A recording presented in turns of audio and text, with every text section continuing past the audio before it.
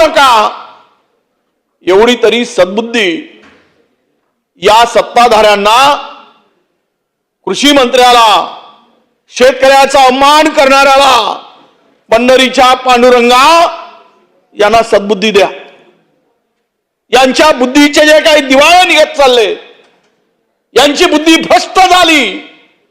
पांडुरंगा या भ्रष्ट बुद्धीमध्ये चांगली बुद्धी, चांगले विचार पांडुरंगा यांच्या डोक्यात घाल, अशी पांडुरंगा चरणी मी प्रार्थना करतो. कुठल्या स्तरावर बोलावे? कृषी खातं काय वाईट खातं आहे काय?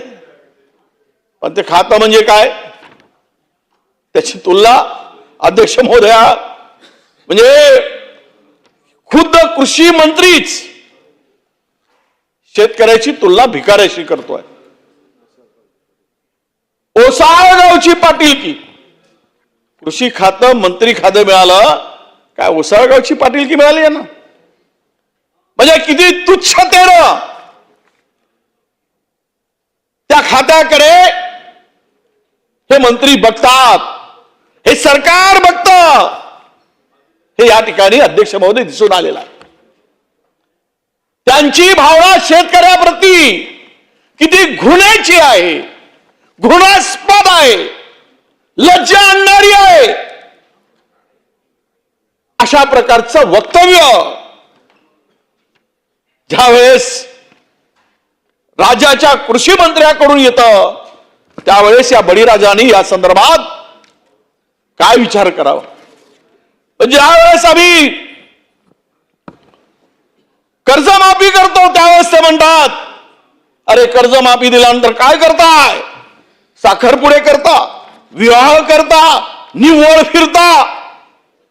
म्हणजे कर्जमाफी दिल्यावर ते साखरपुडे करतात, लग्न लावतात, निव्वळ फिरतात, तो घाम गाडतो, कष्ट उपसतो, म्हणून तुम्ही खाताय हे विसरतात.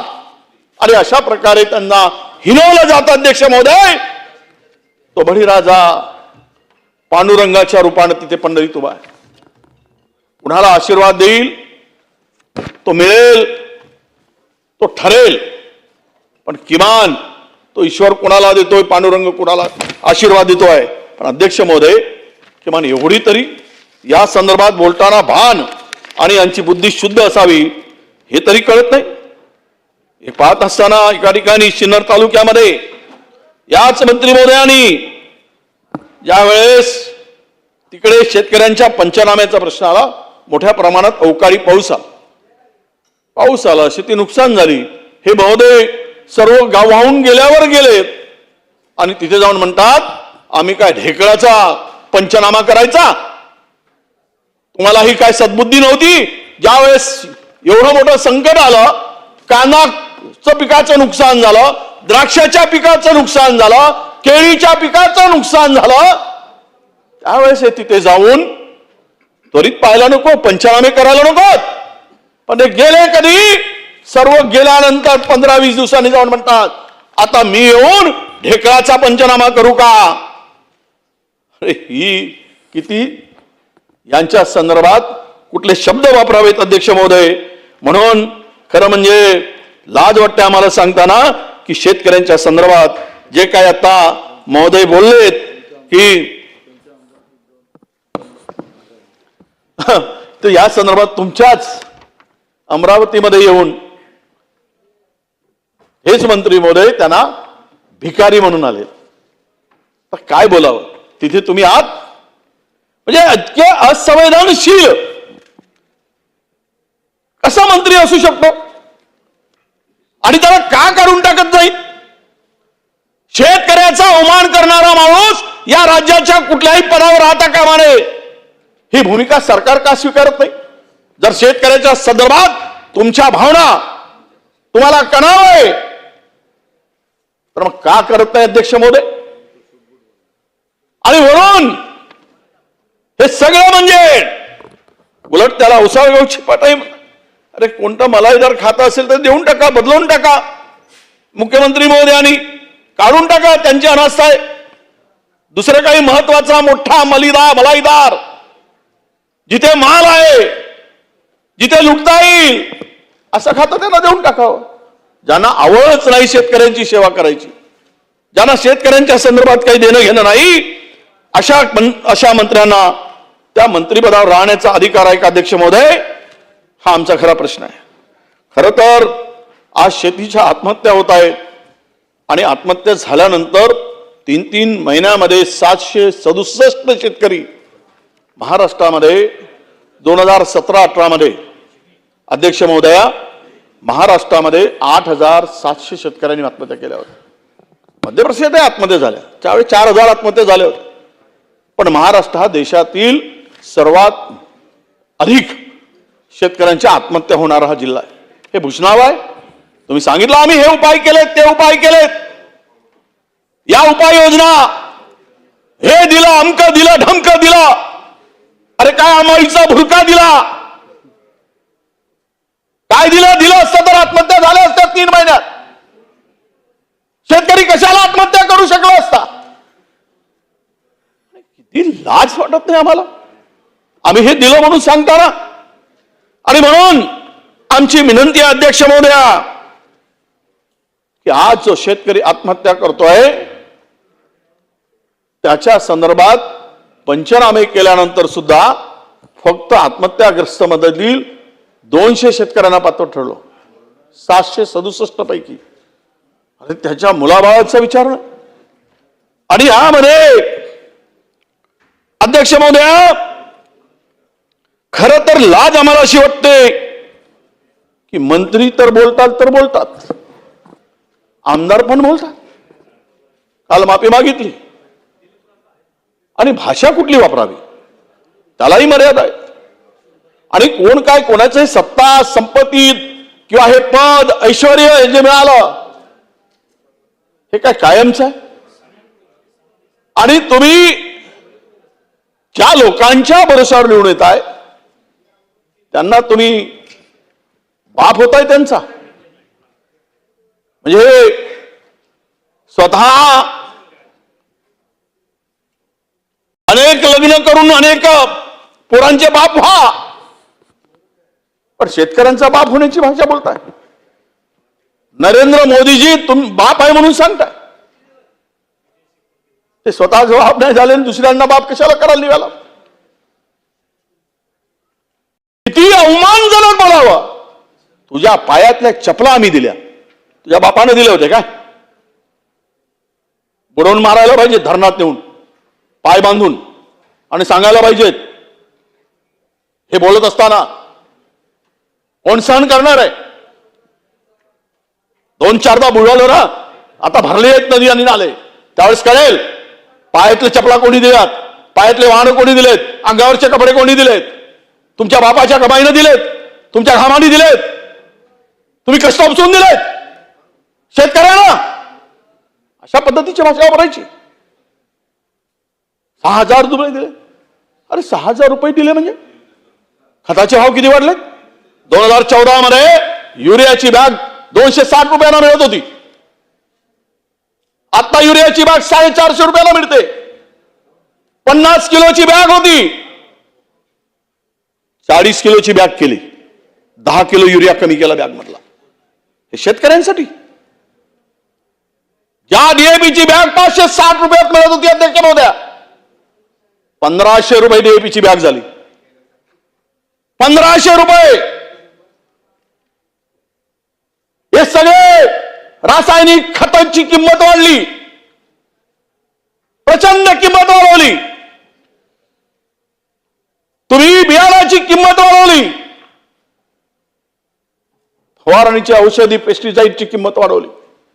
अनेक देशामध्ये बंदी घातलेले इकडे आणून आम्ही फवारणी करतो आणि कॅन्सरचे पेशंट वाढत चालले. 6,000 दिले आणि संपूर्ण शेतीचा हंगाम महाग करून टाकलाय. मजुरी वाढली.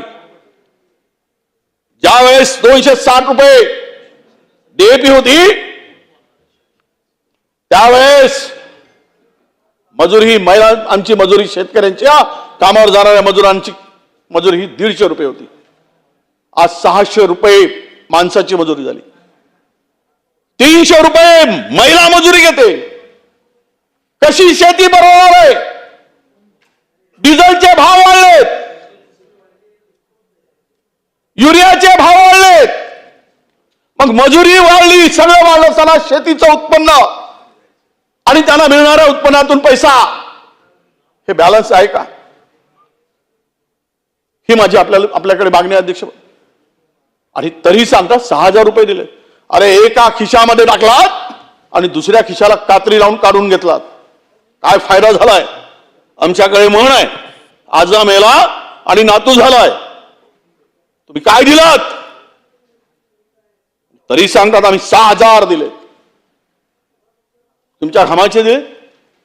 शेतकऱ्यांच्या कधी दुधावर टॅक्स नव्हता, अनाजावर टॅक्स नव्हता, इंग्रजांनी टॅक्स लावला नाही. इंग्रजांचे बाप असल्यासारखे त्याच्यावर टॅक्स लावत आहे. कफानावर टॅक्स, मेल्यावरही सोडत नाही. आणि वरून सांगता आम्ही दिलं. अध्यक्ष महोदय, खर तर यामध्ये शेतकऱ्यांना वाचवायचं असेल तर खऱ्या अर्थानं स्वामीनाथन आयोगाने काही शिफारशी दिल्या होत्या. त्यातल्या काही शिफारशी जरी आम्ही स्वीकारल्या, काही स्वीकारल्या होत्या आमचं सरकार असताना, फार बोलून गेलेत आत्ताचे आमचे, ज्यांचा भाषण आज टीव्हीवर बातम्या आहेत. 17 एकर जमीन, फार भाषण शेतकऱ्याचा, आणि गरीबाची 17 एकर जमीन यांनी झडपली. पुऱ्या बातम्या सुरू. बोगस दस्तावेज तयार करून शेतकऱ्यांना लुटणारा माणूस जोरात भाषण करतो. इथे थोडी लाज वाटत नाही? आणि सरकारची वकिली करतो. 17 एकर गरीब रवत आहे त्या टीव्हीवरच्या चॅनलवर, बोगस दस्तावेज करून याच्या भावाने माझी जमीन बापली म्हणून सांगतोय. सत्ताधारी पक्षातला आमदाराचा भाऊ 17 एकर जमीन शेतकऱ्याची राबतो अध्यक्ष महोदय. म्हणून काय उपाययोजना करायला पाहिजे? ज्या उपाययोजनांची आवश्यकता आहे, खरं तर ही का शेतकरी आत्महत्या करतो, का शेतीची वाट लागली आहे, का शेती आता उद्ध्वस्त होत चालली, शेतकरी उद्ध्वस्त होत चाललाय, पीक पद्धती याच्यावर आम्ही कधी लक्ष घातलं नाही. सिंचनाची सोय, वेळेवरचा अर्थपुरवठा शेतीला, उत्तम बाजारपेठ, त्याला असणारे जोडधंदे, ही जर आम्ही व्यवस्था करू शकलो तर नक्कीच अध्यक्ष महोदया याला आधार देता येईल, त्याला शेतीच्या आत्महत्येपासून परावृत्त करता येईल. पण आम्ही परंपरागत शेती करतो, याला शासनाचं धोरण नव्यानं आधुनिक शेती करण्यासाठी, आधुनिक तंत्रज्ञानाचा वापर करण्यासाठी ह्या उपाययोजनांची आवश्यकता आहे. शेतमालाच्या किमतीत वारंवार चढ उतार का होतो? एकीकडे हमी भाव म्हणून आम्ही मोबालतो, 1.5 पट दिल्याचा भाव सांगतो, 1.5 पट. कुठे आहे 1.5 पट? या ठिकाणी सांगावं की 1.5 पट हमी भाव मिळतोय. सोयाबीनला 3,500 रुपयांनी सोयाबीन खरेदी केलंय. 3,500 रुपयांनी. कसा शेतकरी जगेल? कसा शेतकरी जिवंत राहील? अरे लावलेले पैसे निघाले नाही, कर्ज बोकांडीवर बसलंय, त्याला कुठला उपाय आहे? कुठला हमी भाव आहे? कापसाला 5,500 रुपये, 5,500 पासून सुरुवात झाली, 5,500 कापूस थांबला. तुम्ही तिथे बसलात कापूस वेल मध्ये, 5,000 रुपयांनी कापूस विकून शेतकऱ्याची आर्थिक स्थिती सुधारणार, तो कर्ज फेडू शकणार आहे, लावलेला जे खर्च आहे तो काढू शकणार आहे, कसा काढू शकेल? आणि म्हणून या संदर्भात आमची विनंती होती की हे अनेक समस्येला आज शेतकरी झुंजतोय. खरं तर शेतीमालाचं भाव स्थिर करण्याची भूमिका राज्य सरकारवरून महाराष्ट्रामध्ये एक पायंडा पाडण्याची आवश्यकता होती अध्यक्ष महोदय. जर हे शेतीमालाचे भाव चढ उतार जो असतो तो जर थांबवला गेला, स्थिर भाव दिले, झालेला खर्च त्यावर एकूण उत्पन्न याची कुठेतरी गोळाबेरीज केली असती. भास्करराव आपण आंबा आणि फळबागाची शेती करताय, भाताची शेती करताय, आम्ही पण भाताची शेती करतो. आम्ही नांगर धरलेली आहोत. शेतावरचे पळ काढायचं काम, रोप उपळायचं काम आम्ही पण केलंय. शेतकरी म्हणून आज शेतकऱ्यांची पोरं म्हणून या आसनापर्यंत आम्ही पोहोचलो. पण ज्या ठिकाणी ज्यावेळेस त्या शेतांच्या गावात जातो, आम्ही माझ्या शेतावर आणि माझ्या गावात जातो, त्यावेळेस ते लोक ज्यावेळेस भेटतात ते सांगतात की आता शेती करणं कठीण झालं. ही परिस्थिती काय यावी? एवढ्या जर उपाययोजना झाल्या असतील तर का बोलावं तो शेतकरी? का अनास्था शेतीप्रती या शेतकऱ्याची व्हावी? आता नको असं वाटतंय. काय करावं साहेब? अध्यक्ष महोदया, मागच्या मंत्री महोदय इथे आहेत. मागच्या खरीप पिकामध्ये धान्य खरेदी झाला साहेब. दुसरा पावसाळा सुरू झाला, खरीपाचं पेरणी आधी हंगाम सुरू झाला. धानाचे पैसे अद्याप मिळाले नाहीत. निम्म्यापेक्षा जास्त शेतकऱ्यांचे मिळाले. आम्ही सांगत होतो, काल तिथे माननीय मंत्री महोदय रावलचे होते, ते ऐकायलाच तयार नाही, मान्यच करायला तयार नाही. अरे बाबा, नाही मिळालेत पैसे, खोटं काय बोलू, रेकॉर्डवर बोलतोय. मला आजही शेतकऱ्यांचे फोन आले, साहेब पैसे नाही मिळाले, आणि पैसे बाजूच्या मंत्र्यांनी मान्य केलं. आणि विशेष म्हणजे रब्बी पिकामध्ये जे आमच्याकडचं धान पीक आहे, भात पीक, त्याला कोटा ठरवून दिला. अरे जरा धान उत्पादक शेतकरी असतील कोणी, भात उत्पादक शेतकरी, आज त्या उन्हाळी धानाचे, ज्याला रब्बीचं धान म्हणतो आम्ही, कोटा ठरवून दिला. निम्म्यापेक्षा अधिक धान आजही पडलेले आहे, कोणीच घ्यायला नाही. 1700 रुपये. आज मला तालुका अध्यक्षांचा फोन आला, साहेब हा सभागृहामध्ये आवाज उठवा, मंत्री महोदयांना सांगा, मुख्यमंत्री महोदयांना सांगा की आमचं उर्वरित धान घ्यायला सांगा. 1600 आणि 1700 रुपये क्विंटलनी धान मागतायत. हमी भाव 2300 रुपये आहे आणि व्यापारी 1700 रुपये 1800 रुपयांनी तो धान खरेदी करतायत. म्हणून हे उरलेलं धान खरेदी करून त्याची मुदतवाढ करा आणि आम्हाला जो कोटा दिला आहे तो वाढवून द्या. अध्यक्ष महोदय, धानाचं उत्पादन साधारण इकडे कोकणात किती होतं एकराला माहित नाही मला, पण आमच्याकडे साधारणतः 12 क्विंटल होतं. आणि सरकारचं धोरण जिल्ह्यात वेगवेगळ्या प्रकारचं 12 ते 16 क्विंटल होत असताना आता उन्हाळी धानामध्ये हे पीक किमान 15 ते 18 क्विंटल होतं पर एकर. आणि खरेदीचा निकष काय लावलाय? जेवढं लावलं असेल त्याच्या एकराच्या मागे 8 क्विंटल खरेदी केले जातात. अरे जेवढं उत्पन्न होत असेल तेवढं खरेदी करा ना. कुणाच्या बापाचं काय जातात? जेवढं झालं असेल तेवढं दिलं पाहिजे, घेतलं पाहिजे सरकार म्हणून. सरकारची जबाबदारी आहे ती. अर्ध घ्या, अर्ध कुठे विकणार? कसा सर्वाय करू शकेल तो? कसा सावरू शकेल तो? एवढी अक्कल नाही? इतका बेअक्कलपणा असू शकतो? संबंधित जो कधी त्या खुर्चीवर बसला असेल त्यांना पूर्ण धान घेतले पाहिजे. आज पावसाळा सुरू झाला, गरीब शेतकऱ्याच्या घरात साठवणुकीला जागा असते. व्यापाऱ्याकडे 1800 रुपये 1700 रुपये प्रमाणे सर्व तो विकण्याचं काम अध्यक्ष महोदय सुरू झालेलं आहे. म्हणून मला विनंती आहे, या ठिकाणी चर्चा करत असताना की बाधित शेतकऱ्यांचं काय? तुम्ही निकष बदलवला, जी.आरच बदलवून टाकला. निवडणुकीच्या पूर्वी एक जी.आर, छाती ठोकून डोका आपटून काय सांगितलं? त्यावेळेचा 1 जानेवारी 2024चा जी.आर होता. त्या जी.आर मध्ये कोरडवाहू पिकासाठी 13,500, बागायतीसाठी 27,000 रुपये होता, फळबागासाठी 36,000 रुपये होता. आणि ही मदत अवकाळी पाऊस किंवा राज्यामध्ये अवेळी पाऊस याला 3 हेक्टरपर्यंतची मर्यादा होती. अध्यक्ष महोदया, 30 मे 2025ला जी.आर काढला आणि आता कोरडवाहूसाठी 8,500, बागायतीसाठी 17,000 आणि भास्कर साहेब फळबागांसाठी 22,000 आणि त्याची मर्यादा 3 हेक्टरवरून 2 हेक्टर केली. म्हणजे निवडणुकीत मतं घेण्यासाठी शेतकऱ्यांना फसवायचा, फार मोठा जी.आर काढून दाखवायचा, शेतकऱ्याच्या पाठीमागे आहे म्हणून छाती खोलून दाखवायची, मोठी छाती फुगवून दाखवायची. आणि आता देत असताना तुमचे हात आकडते का घेता? तुमच्या हाताला लकवा मारल्यासारखं शेतकऱ्यासाठी का करताय? का लकवा मारतो शेतकऱ्यांचं नाव आल्यानंतर? उद्योगपतींना 3-3 हजार कोटी रुपये देताना लकवा मारत नाही. सुप्रीम कोर्टानं हस्तक्षेप करावं लागतं एका मोठ्या कंपनीला उद्योगाला देत असतात.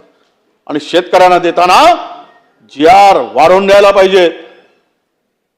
महागाई, आलेलं संकट, झालेली उत्पन्नात घट, न मिळणारे दर हे वाढवायला पाहिजेत की कमी करायला पाहिजे? उलट हे वाढवून देत आहे. ठेकेदारांचे पैसे वाढवून द्यायचेत आणि इकडचे कमी करायचेत. हा दुपट्टी आणि दुतोंडी भूमिका अध्यक्ष महोदय या सरकारची आहे. मी सांगितलं हे सगळ्या खतांचे भाव प्रचंड वाढलेत मागच्या वर्षाच्या तुलनेत. म्हणजे खरं तर निकृष्ट बियाणे. पुढे आज कृषी मंत्री नाही आहे. काय सांगावं पाशोराव, तुम्ही त्याचा उल्लेख केलात की नाही मला माहित नाही. हा मंत्री कोण आहे? तर मुंबईचे पालकमंत्री महोदय आहेत. सगळं आपला अधिकार आहे, आनंद आहे आम्हाला. जे होते ते जलसंधारणवाले तेही गेले. म्हणजे शेतकऱ्यांची चर्चा, मातीच्या राबणाऱ्या, मातीत घाम गाळणाऱ्या माणसाच्या न्याय हक्कासाठी चर्चा, आणि सिमेंटच्या जंगलात राहणारे मंत्री इथे उपस्थित. मंत्री महोदय, आपल्याला विनंती आहे, आपण बसलात खरं म्हणजे आपला आदर आहे, सन्मान आहे, पण किमान त्या खात्याशी संबंधित एकतरी मंत्री बोलवा, जरा अधिकारी बोलवा. कोण नाही? गॅलरी खाली आहे, ती बंद करून टाका.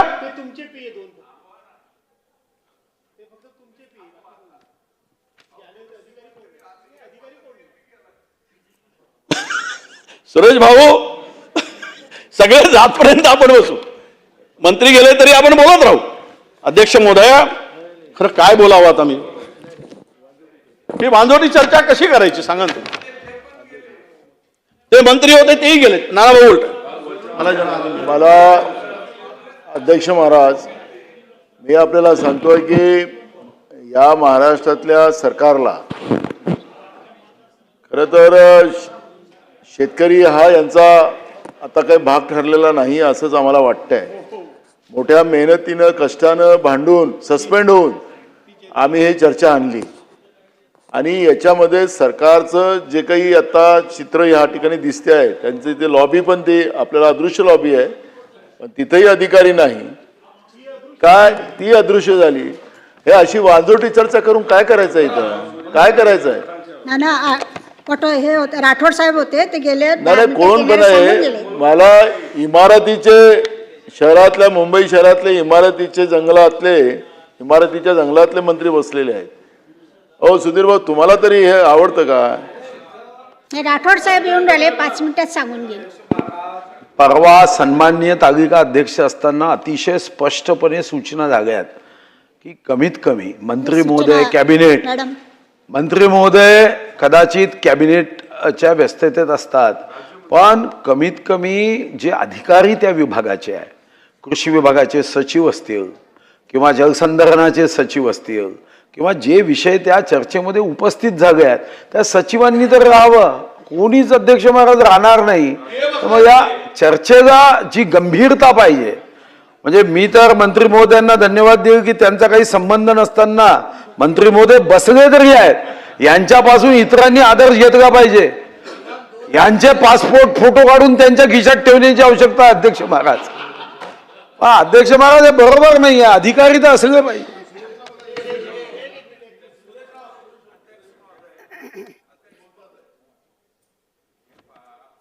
भास्करराव जाधव साहेब बोलले, नंतर वडेट्टीवार साहेब बोलतात.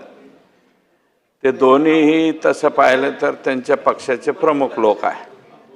आणि इथे फक्त चर्चा सुरू झाल्यापासून कृषी मंत्री तर नाहीच आहेत, जलसंधारण मंत्री आले, आता लोढा साहेब इथं आलेले. लोढा साहेबांचा आणि कृषीचा ह्याचा काही संबंध तरी आहे का?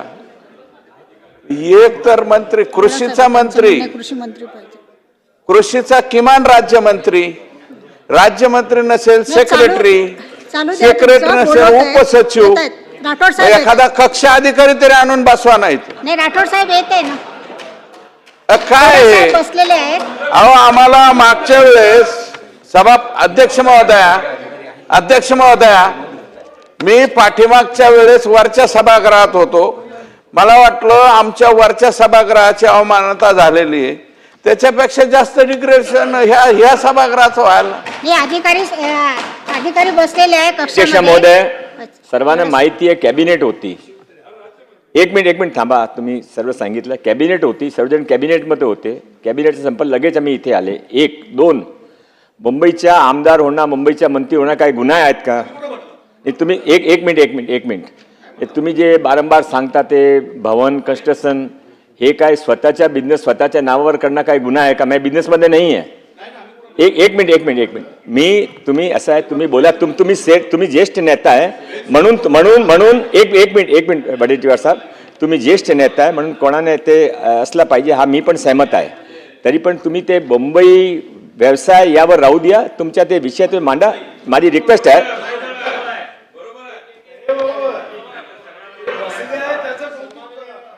सन्मान्य मंगलप्रभात लोढाजी, मला वाटत नाही आपण काय ऐकलं मला माहीत नाही, पण आपल्या बिझनेसबद्दल कोणी उल्लेख केलेला नाही, अजिबात नाही ना. कोण म्हणालं? गैरसमज करून घेऊ नका तुम्ही. त्याने असं म्हणाले की कोणतरी शेतीविषयक असला पाहिजे. अध्यक्ष महोदया, अध्यक्ष महोदया, हे जे सुधीर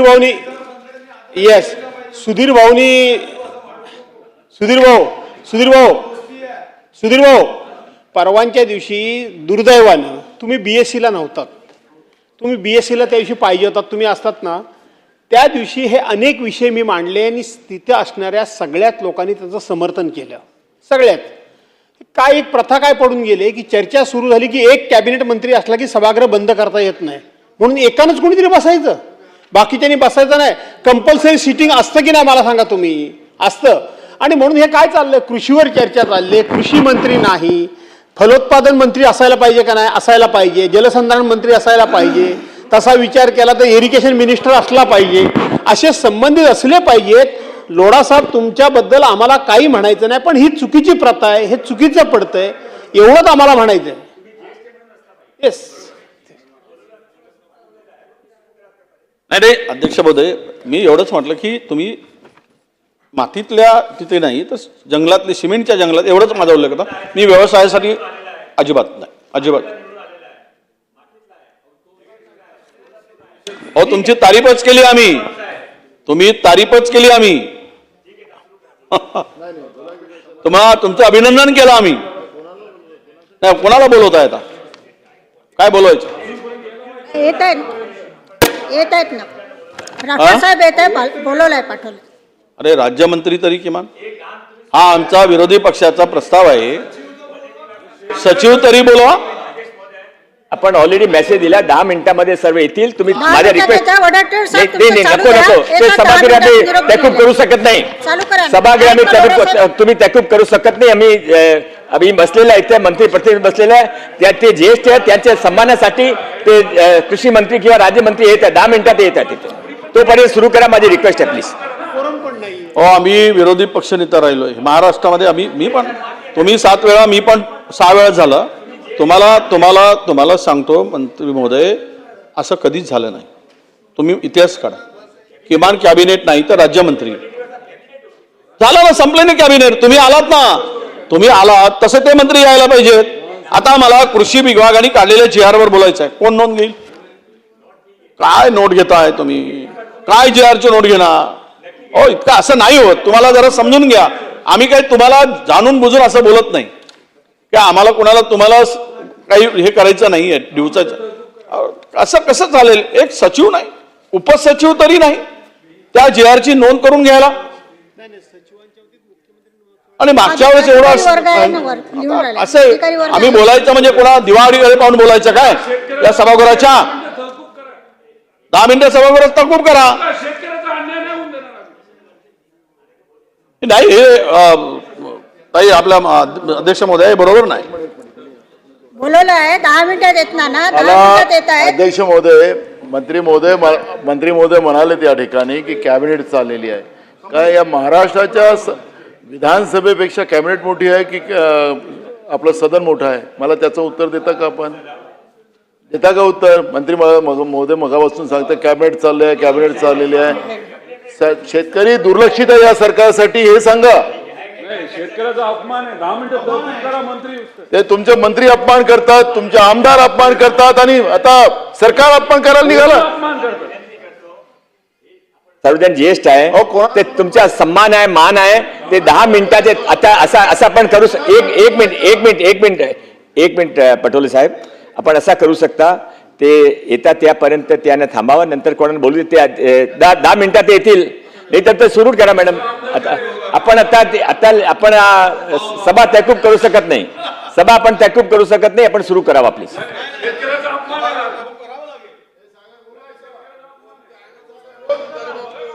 सचिव काय करायचं? बोलव पाठवलं.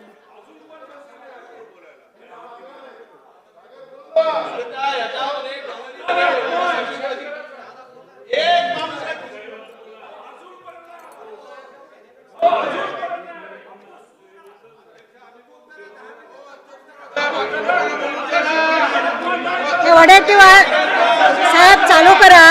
नाही 10 मिनिट आहेत ना, मंत्री महोदय बसलेले आहेत ना, मंत्री महोदय बसलेले आहेत. तुम्ही चालू द्या, आम्ही ऐकत आहे ना.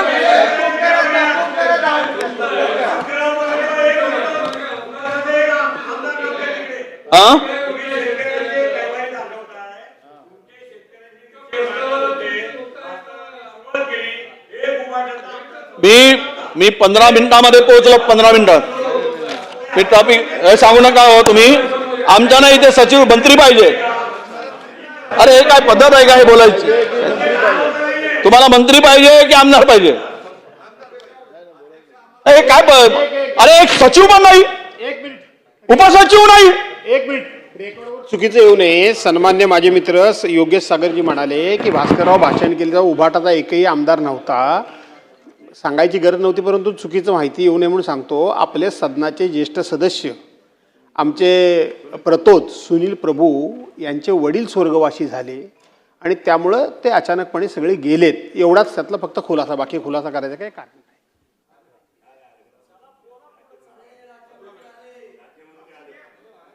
खुर्ची आहे का? गृह आहे, गृह. हो आले आले. गृह नाही, गृह.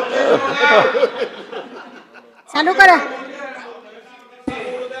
10 मिनिट सभागृह स्थगित करा. नाही, तुम्ही चालू 10 मिनिट सभागृह स्थगित करा. असं अनेक वेळा सभागृहात पहिल्यांदा नवीन प्रथा त्या ठिकाणी तुमच्या हातून त्या पवित्र अशा सभागृहामध्ये तुमच्या हातून कुठलीही चूक अशी रेकॉर्डवर येता कामा नये की शेतकऱ्याप्रती तुम्ही शेतकऱ्यांचे प्रतिनिधी म्हणून तुम्ही हे कामकाज रेटून नेण्याचं काम करू नका. असं काही चुकीचं पाहायला पडेल आणि तुमचं नाव कृषी शेतकरी शेतीप्रधान राज्यामध्ये काही नाव घेतलं जावं अशी आमची अपेक्षा नाही. तुम्ही तिथे बसून 10 मिनिट सभागृह तहकूब करा. मंत्र्यांना बोलवा, सचिवांना बोलवा, आपण सुरू करू. चालू करा विजय भाऊ. असं होतं का हो काहीतरी? असं काय करताय तुम्ही मित्रा? हो शिवतारे साहेब, असं नका करू.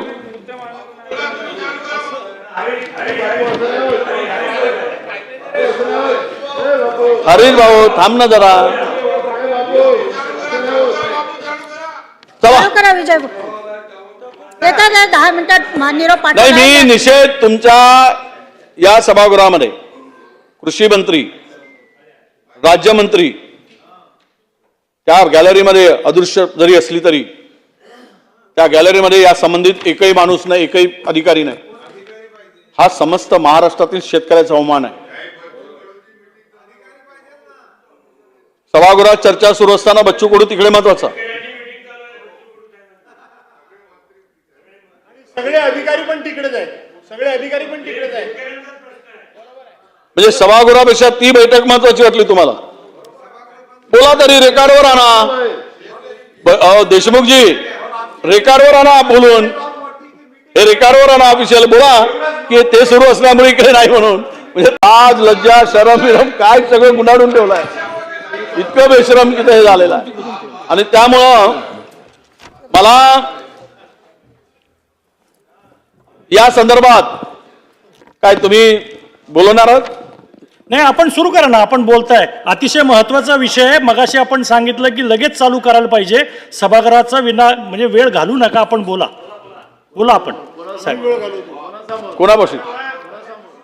मी आहे ना, अध्यक्ष म्हणून बसलोय ना मी. आपण माझ्याकडे बघून बोला. असं करा, बाकीच्यांना जाऊ द्या, आपण दोघेच बोलू. चालतंय, मला काय अडचण नाही. आपण बोला साहेब, बोला. त्यांना जाऊ देत. अध्यक्ष महोदय, मी आपण बसून घ्या. आपले सिनियर सदस्य बोलतायत, आपण बसून घ्या. साहेब बोला, आपण बोला. आपण बोला साहेब, बोला आपण. साहेब आपण बोला. साहेब आपण बोला. अध्यक्ष महोदय, याला खरं म्हणजे इतके वर्ष झाले आम्ही सभागृहात पाहतोय. सुधीरभाऊ सारखे ज्येष्ठ सदस्य या ठिकाणी बसलेत. किमान त्या खात्याचा मंत्री नसेल तर ते त्यावेळेस 5 मिनिटासाठी 10 मिनिटासाठी सभागृह तहकूब झालेला आहे. आणि ठीक आहे, तुमची आता मी शब्द कोणता वापरावा, ही दादागिरी, ही हुकुमशाही पद्धत, सभागृहावर कामकाज अशी पद्धत कधीच नव्हती. आणि याला तर पुन्हा दुसरा नवीन शब्द असा आहे की बेमुरवतखोरपणा जो आहे तो इथे दिसतोय. बेजबाबदारपणापेक्षा बेमुरवत मूर्खपणा. इतकं शेतकऱ्यांच्या संदर्भात प्रश्न सुरू असताना तिकडचे सदस्य बोलतील सन्माननीय, इकडचे बोलतील. त्या खात्याचा मंत्री नाही, जवळपास त्या संबंधित पणन नाही, जलसंधारण नाही, जलसंपदा नाही, कृषी नाही. म्हणजे जे विषय विरोधकांच्या प्रस्तावात आहेत त्यातील एकही खात्याचा मंत्री असू नये. आणि फक्त झालं ते. अध्यक्ष महोदय, ह्या ठिकाणी चर्चेला झाली, बरीच चर्चा पुढे गेली होती. खर तर अनेक घोषणा, लोकप्रिय घोषणा केल्या गेल्या. या ठिकाणी नाही, आता मी सुधीर भाऊंची नक्कल बिकल मी काही करू शकत नाही, अजिबात नाही. आणि मला नाना तुम्ही भाग पाडू नका. अध्यक्ष महोदय, शक्तीपीठ महामार्गावर खूप चर्चा या ठिकाणी झाली. खरं तर शेतकऱ्यांचा विषय होता, ते अंगणवाडी आणलीत, पोलीस पाटीलही आणलाय, पर खोटंही आणलं सगळं, असत्य काही गोष्टी आणल्या. खोटं नाही, सॉरी, असत्य. काय पोलीस पाटलांचं नेमणुका किंवा आरक्षण आता कधी झालं? पोलीस पाटलांच्या पदाचं आरक्षण कोणी केलं तेही बोलून गेले. आटपाटी, आडकाठी, कोतवालांचं आरक्षण, अनेक आशा वर्करचं आरक्षण, हे सर्व स्वस्त धान्य दुकानदारापासून ते आरक्षण त्या त्या समाजातील घटकातील लोकांना मिळावं, महिलांना मिळावं, पुरुषांना मिळावं, कॅटेगरीच्या लोकांना मिळावं म्हणून आम्हीच केलेत कायदे. आरक्षण महिलांना 50% पर्यंत आम्हीच आणून दिलं. 33% झाले, पूर्वी केलं, 50% आम्ही केलं. काय संबंध यांचा? पण तेही नंतर शक्तीपीठ आलं ना, समृद्धी, नदी वाहत होती समृद्धीवरून. 2 वर्षामध्ये त्या समृद्धीमध्ये 500 कोटी रुपये गोळा होऊ शकले नाही. 56,000 कोटी रुपये खर्च झाले. 56,000 कोटी, 56 इंचाची छाती, 56,000 कोटी खर्च. आणि रस्त्यामध्ये वाहते नदी. ही आहे का समृद्धी? ही तर नाही समृद्धी, ही आहे नदी. हा आहे महामार्ग, नाही तो झाला जलमार्ग. तो जलमार्ग झाला. आणि एक कार्टून तर खूप सुंदर काढलं त्याच्यात, तुम्हाला सांगतो, ते उडी टाकणार सगळ्यांनीच पाहिलं. हे सरकारचे 3ही प्रमुख रस्त्याने जाताना गाडी थांबवलेत, नदी वाहत आहे म्हणून उडी टाकलेत आणि पोहत पोहत निघाले. ती झाली समृद्धी. मी होतो म्हणून बाहेर काढले. भास्कररावांनी आदरला पण बाहेर काढला. वा. अध्यक्ष महोदय, प्रश्न असा आहे की समृद्धी महामार्ग झाला, शक्तीपीठ आहे. आम्ही आमच्यावर आरोप आणला, विरोधक विरोध करताय. अरे आम्ही कशाला विरोध करू? शेतकरी विरोध करताय. त्या भागातल्या सुपीक जमिनी जाऊ नयेत ही त्यामागची भूमिका आहे. शेतकरी जर नसते तर आम्ही कशाला विरोध करू? आम्ही जनतेला, विरोधकांचं काम काय? जर जनतेचा आवाज हा सत्ताधारी कधीच होऊ शकत नाही. कुणाची सत्ता असू दे, जनतेचा आवाज हा विरोधीच पक्ष होऊ शकतो. आणि ज्या लोकांनी आमच्याकडे या महामार्गाला विरोध म्हणून जर आम्हाला सांगितलं आणि विरोध दर्शवला आणि ती भूमिका जर मांडली तर दोष काय? या राज्यामध्ये अध्यक्ष महोदय, मूळ प्रश्न असा येतो, मी सांगितलं आता की एकूणच शेतीच्या सगळ्या पद्धतीमध्ये बदल करावा लागेल. स्वामीनाथन आयोगाचा उल्लेख मी केला, त्यातील काही शिफारशी झाल्या सुरू. पुन्हा जर त्या ठिकाणी असलेल्या काही परंपरा, आपल्या पारंपरिक शेतीच्या संदर्भात सुधारणा ज्या आहेत त्या जर आणल्या तर नक्की त्याचा उपयोग या सगळी होईल. अध्यक्ष महोदय, धान उत्पादक शेतकऱ्यांना जबरदस्तीनं सोलर पंप लावून देण्याचं काम चाललेलं आहे. विदर्भातील भात उत्पादक शेतकऱ्यांचा सक्त विरोध आहे. सोलरवर भात होऊ शकत नाही, सोलरवर धानाचं पीक होऊ शकत नाही. कारण सागर साहेब, धानाला पाणी, भाताला भरपूर पाणी लागतं आणि सोलरवर 3 हॉर्स पॉवरच्या वरचा पंप चालत नाही. सोलरवर 1.5 एकरच्या वर शेती करू शकत नाही. हरकतीचा मुद्दा आहे. अध्यक्ष महाराज, आमचे विजूभाऊ भाषण करत असताना त्यांनी सांगितलं की सौर ऊर्जेवर 3चा पंपच्यावर चालत नाही. मी एक शेतकरी आहे, मापाशी व्हिडिओ आहे आणि आताच मी तो व्हिडिओ पाहून राहिलो होतो. माझ्या शेतातनी मी 5 हॉर्स पॉवरचा कृषी पंप सौर ऊर्जेचा पंप लावला आणि सौर ऊर्जेवर इलेक्ट्रिकची मोटर चालते. 1,60,000चा घेतलेला. तुम्ही म्हणता तर विजूभाऊ मी व्हिडिओ पाठवतो, तर ते चुकीचं रेकॉर्डर येऊ नये, म्हणून मी आपल्याला सांगतो की आता 1,60,000च्या सौर ऊर्जेच्या पंपवर इलेक्ट्रिकची मोटर सुद्धा चालून राहिली आणि ते माझ्या शेतात आहे. मी एक शेतकरी आहे.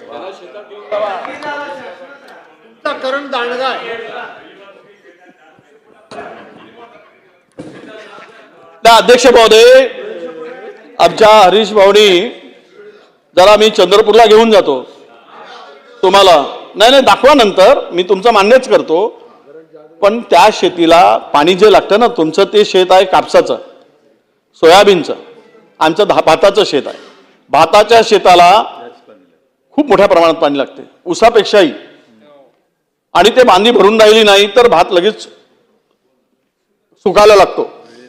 त्यामुळे हे ज्यावेळेस शेतीला गरज असते त्यावेळेस आभाळ असतो. सोलरला जेवढं ऊन लागायला पाहिजे, जेवढ्या क्षमतेने सोलर चालायला पाहिजे. पावसाळ्यात शेती केली जाते, रब्बीला एखादी वेळ चालू शकेल, पण खरीपाला सोलरचा उपयोग होत नाही. सर्वांनी विरोध केला. अध्यक्ष महोदय, तुम्ही माहिती घ्यावी, त्याच्या संदर्भात जे असतील सुधीर भाऊ आहेत त्यांनाही विचारा. हा प्रचंड विरोध अध्यक्ष महोदय आहे. म्हणून आमची मागणी अशी होती की किमान 1 तास झालाय सर. मी नाही बोललो, 1 तास. मी काढा रेकॉर्ड, आमदारकी सोडून दिले 1 तास बोललो असेल तर हे बघा, मधातले 20 मिनिट तुमचे डिस्टर्ब केले गेलेत मला. आपण लवकर 22 मिनिट काढा रेकॉर्ड. मी सांगतो चॅलेंज. आपलं ठरलं होतं अर्धा तास. नाही, मी कुठे अर्धा तास बोललो? जास्त 5:11ला सुरू केले साहेब, आता 6 वाजायला आले. अहो पण 20 मिनिट तुम्ही माझे खालात ना. मंत्री नाही, सचिव नाही म्हणून पुन्हा वेळ घेतोय माझा. आपण लवकर मी नाही, मी करतो, पण असं नाही की माझ्या मी बरोबर 20 मिनिट बोललो, 25 मिनिट बाकीच्यांना बोलायचं, 20 मिनिट बोललो मी. मला 20-15 मिनिटामध्ये मी भाषण संपवतो, पण असं नाही की तुम्ही माझ्यावर अन्याय करू नका. आणि मी बोलणार नाही, मी ऐकून नाही. संधी द्यायची सर्वांना. सगळ्यांना द्या, चालू द्या शेतकऱ्याची चर्चा. अनेक सदस्यांना 10 वाजता 12 वाजता चालू द्या, उद्या चालवा दिवसभर. विषय शेतकऱ्यापेक्षा महत्वाचा विषय नाही अध्यक्ष महोदय. आपण लवकर मांडा. याला काही वेळेचं बंधन घालू नका. सगळ्यांना बोलू द्या, जेवढं बोलतील तेवढं बोलू द्या. अध्यक्ष महोदय, मी शेतीच्या सोलरच्या संदर्भात सांगत होतो, याला पूर्णतः विरोध आहे. भाताची शेती होऊ शकत नाही, म्हणून त्याचा पंपाचा उपयोग बाकीच्या पिकांसाठी होत असेल, कडधान्यांसाठी, पण भात पिकासाठी नाही, याचा पुनर्विचार उत्तरामधून सरकारने करावा अशी त्यांच्याकडे आमची मागणी असणार आहे. अध्यक्ष महोदय, हे सगळं करत असताना आदिवासी शेतकऱ्यांच्या योजना बंद पडल्या, तो निधी वळवला गेला. अनुसूचित जातीचा निधी वळवला गेला. या दोनही योजना, दोनही कॅटेगरीच्या लोकांच्या 112 GR किंवा 112 योजना बंद करणारे GR या सरकारने काढले आणि हा पैसा दुसरीकडे घेऊन गेले. एवढं पाप करताय? आदिवासी शेतकऱ्यांना मिळणाऱ्या योजना बंद करताय? समाज कल्याणच्या अनुसूचित जातीच्या लोकांना, शेतकऱ्यांना मिळणाऱ्या योजना, हा गरीब शेतकरी, सामान्य शेतकरी याच्या मरणाची वाट बघता काय तुम्ही? या योजना बंद करून दुसरीकडे पैसे वळवून एकीकडे इन्फ्रास्ट्रक्चरसाठी करोडो रुपये खर्च करायचे आणि दुसरीकडे मात्र शेतीसाठी हाताला लक्को मारण्यागत करायचा. हेच या संदर्भात दिलेले पैसे जे काय त्या संदर्भात तो निर्णय अध्यक्ष म्हणून आम्हाला अपेक्षित आहे. पीक विम्याच्या संदर्भात सुद्धा हा मोठा निर्णय 1 रुपयामध्ये दिला. आता आमची विनंती आहे अध्यक्ष महोदय की या संदर्भात कुठल्या पक्षाला किती बघा, शेतकऱ्यांना सहभाग आणि विमा, एकूण सहभागी शेतकरी मागच्या वेळेस 11 लाख शेतकरी आणि शेतकऱ्यांनी विमा भरला होता 8,050 कोटी आणि या ठिकाणी राज्य व केंद्र सरकारचा हिस्सा 27,000 कोटी होता. एकूण 35,000 कोटी रुपये दिले गेले आणि शेतकऱ्यांना वितरित झाले 24-25 मध्ये 15,200 कोटी आणि हिशोबाचा फरक जो आहे अध्यक्ष महोदय 19,800 कोटी रुपये या पीक विमा कंपन्यांनी खाले. सोलापूरमध्ये 3,700 शेतकऱ्यांनी बोगस विमा उचलला. बोगसच होते ते, शेतकरीच नव्हते. सरकारी जमिनीवर कोण खाल्ला पैसा, कोण आहे याच्यात विमा. बीडमध्ये काय झालं, शासकीय जमिनीवर शेती दाखवली. कलेक्टर ऑफिस, जिल्हा परिषदच्या कार्यालयाची जागोली शेती, तिथून उचलला विमा. अरे यांना ध्यान फासावर हे कोण आहेत बदमाश, हे कोण सरकारशी मिळून आहेत, सांगायची गरज नाही ना. कोण अधिकारी आहे त्याच्या संदर्भात, या संदर्भात थांबाव, डिस्टर्ब नका करू. एक मिनिट वडेट्टीवार साहेब, सभागृहाची वेळ कामकाज संपेस्तोपर्यंत वाढवण्यात येत आहे. अध्यक्ष महोदय, म्हणून हे पैसे 19,000 कोटी 800 कोटी रुपये सोलापूरमध्ये 3,700 शेतकऱ्यांना बोगस शेतकऱ्यांना ज्यांची शेतीच नाही, युपीतील, बिहारतील, परदेशातील हे जमीन याचा पैसा दिला गेला आणि अशा पद्धतीनं आज 1 रुपयाचा विमा हप्ता जो योजना शासनाने बंद केली. नव्याने पारंपरिक दर लागू केलेत. खरीपासाठी आता 2% भरावे लागतील, रब्बीसाठी 1.5%, बागायती पिकासाठी 5%. हे जर आता भरलं शेतकरी, मग शेतकऱ्यांना हे पैसे भरायचे, विमा मिळायचा नाही. मागच्या वेळेस 1 रुपयात विमा शेतकऱ्यांसाठी ठोकला आवाज, घेतली मतं, बसले खुर्ची उगवत आणि आता बंद करून टाकली. काय दाखवलं त्या ठिकाणी? कर्जमाफी करू, 7/12 कोरा करू. कुठे आहे 7/12? कुठे आहे कर्जमाफी? नाही, आम्ही समिती नेमू. कशाला पाहिजे समिती? का पाहिजे समिती? शेतकऱ्यांच्या कर्जमाफीसाठी समिती. अरे उद्योगपतींचे आमचं सरकार होतं मनमोहन सिंग साहेबांचा, झटक्यामध्ये 72,000 कोटीचं कर्ज माफ केलं. 1 रुपयाचं कर्ज माफ नाही केलं तुम्ही? देशात नाही, राज्यात नाही. उद्योगपतीचे 19 लाख कोटी रुपयाचं कर्ज माफ केलं. महाविकास आघाडीने 2.5 वर्ष सरकार काय केलं? कोरोना झोंबला होता ना तुम्हाला, पोट्टी बांधून फिरत होते ना तोंडाला, मास्क घातला होता ना, लपले होते ना सगळे बिळात. आणि 2.5 वर्ष सांगताय. 2.5 वर्षामध्ये कोरोनामुळे काय राज्य चालू होतं? कुठले उद्योग बंद सुरू होते? शेतीशिवाय काय दुसरं होतं का? अर्थव्यवस्थेची काय अवस्था होती? तरी आम्ही धैर्यानं त्या 2.5 वर्ष काढले. संकटात पूर्ण देश असताना, राज्य असताना, आणि तेच 2.5 वर्ष दाखवता. दुर्दैवानं सरकार गेल्यानंतर तुम्ही काय केलं हे सांगण्याची आवश्यकता आहे. तुम्ही काय केलं म्हणून आम्हाला सांगतात. मग अध्यक्ष महोदय, 16 पासून 8 वर्षामध्ये या ठिकाणी विमा हप्ता 52,969 कोटी रुपये 8 वर्षात. आणि आणि भरपाई काय, तर फक्त या 8 वर्षामध्ये 36,000 कोटी, मागचा वर्ष सोडून. म्हणजे किती मोठा कमाई, 24-25 सोडून एवढी मोठी कमाई, 16,000 कोटीची कमाई कंपन्यांची केली गेली, कंपन्यांची कमाई. आणि वरून शेतकऱ्याला पैसे भरायला होत आहे.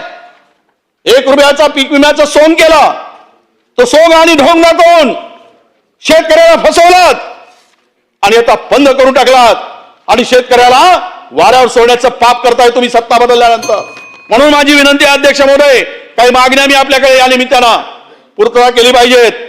पीक विमा कंपन्यांचा फायद्याची जी काही यंत्रणा बनवली त्यामध्ये गावनिहाय पंचनामा, नुकसानाच्या टक्केवारीवर आधारित परतावा, आणि असंख्य शेतकऱ्यांना ती नुकसान भरपाई मिळत नाही. त्यामुळे राज्याचं स्टँडर्ड 12 गावाचा ग्रुप तांत्रिक पद्धतीनं ठरवला आहे.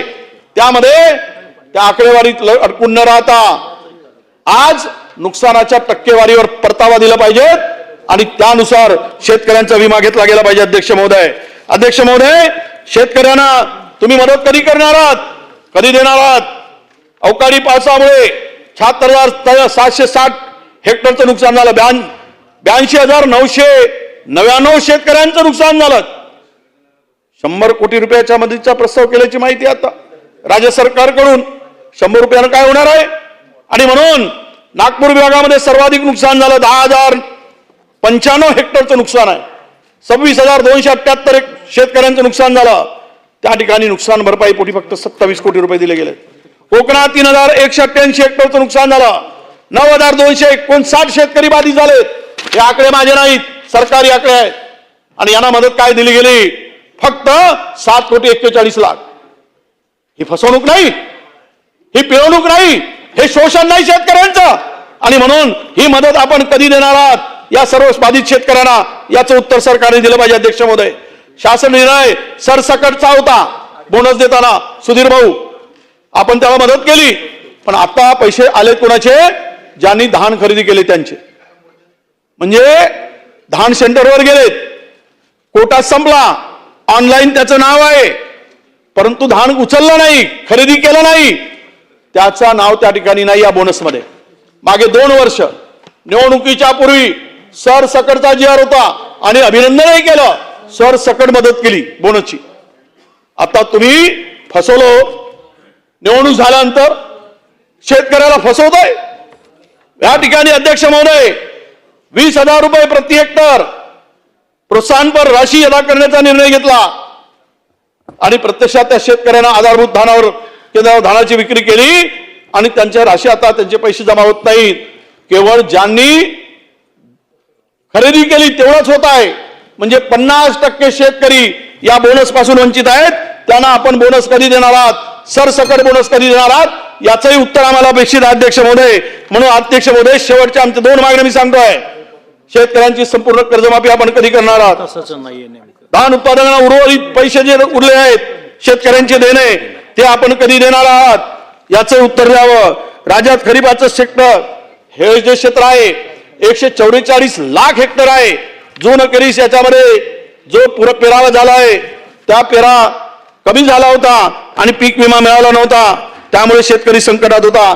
अध्यक्ष महोदय, म्हणून माझी मागणी आहे की उर्वरित खरीपामध्ये खरेदी केलेले पैसे द्या, उत्तम दर्जाचं बियाणं द्या, सोलरचं कनेक्शन देऊ नका. भातासाठी 1.5 पट हमीभाव कधी देणार?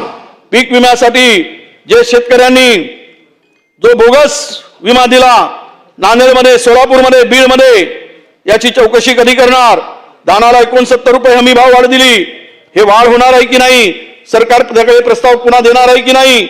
म्हणून याही संदर्भातला उत्तर आम्हाला मिळावं अशी अपेक्षा व्यक्त करतो. आणि शेतकऱ्याच्या आत्महत्या ज्या वाढत चालल्या आहेत, कायमचा हा जिल्हा शेतकरी आत्महत्या मुक्त कसा होईल यासाठी आपण काम करावं. शेवट जाताना सांगतो की तुम्ही आम्ही शेतकरी, तुम्ही आम्ही सरकारमध्ये इकडे बसू तिकडे बसू, पण आमच्या सगळ्यांच्या भावना अध्यक्ष महोदय शेतकऱ्याच्या संदर्भात इमानदारीच्या असल्या पाहिजे.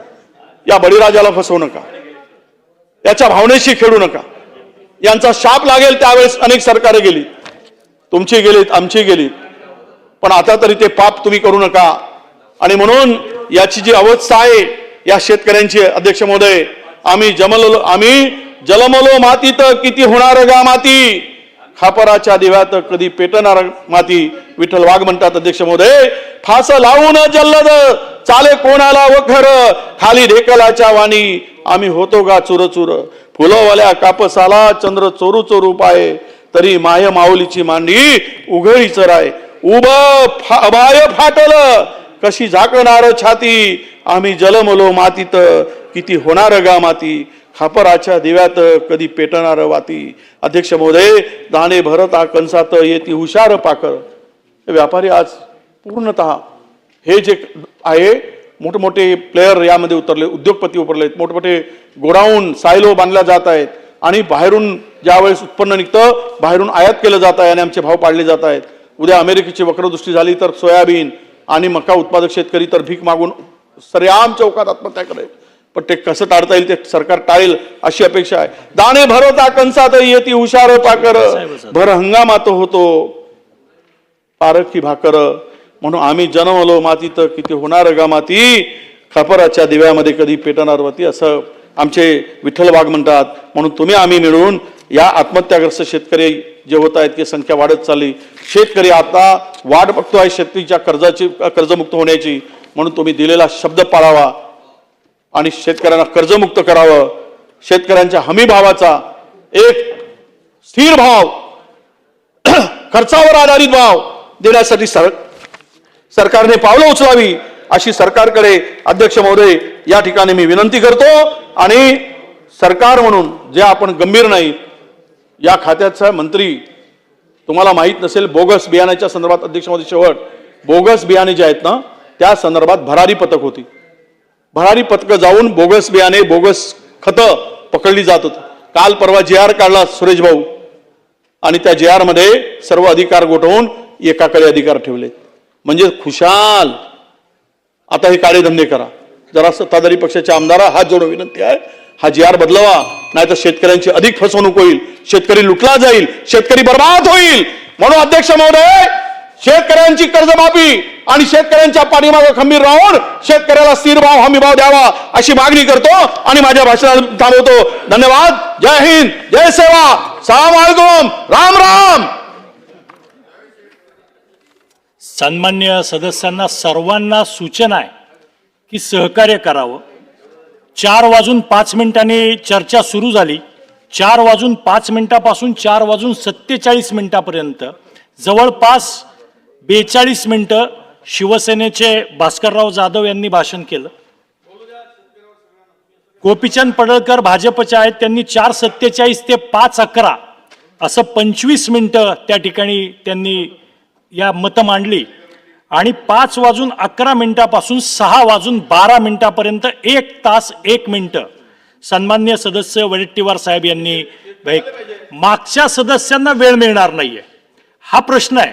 प्रश्न असा नाही की चर्चा कमी करायची किंवा चर्चा, पण प्रत्येक ज्येष्ठांनी जर हे ठरवलं की आपल्याही कनिष्ठ मागे त्यांनाही त्यांच्या भागातल्या समस्या मांडायच्या तर सर्वांना बोलायची संधी देता येईल. अन्यथा 1-1 तास जर एक सदस्य बोलायला लागला आणि परत त्याच्यात म्हणायला लागला की किती बोलू द्या, अडवू नका, तर आमचं काहीच अडचण नाही. पण त्यांना बिचाऱ्यांना बोलायला मिळणार नाही याची दखल सर्व ज्येष्ठांनी घ्यावी आणि त्या पद्धतीने थोडंसं करावं. सहकार्य अशी सर्वांना सूचना आहे. सन्मान्य सदस्य विजय बापू शिवतारे. अध्यक्ष महोदय, महाराष्ट्र विधानसभा नियम 293 अन्वये जो प्रस्तावावर आलाय त्या प्रस्तावावर माझे विचार मांडण्यासाठी मी इथे उभा आहे. अध्यक्ष महोदय,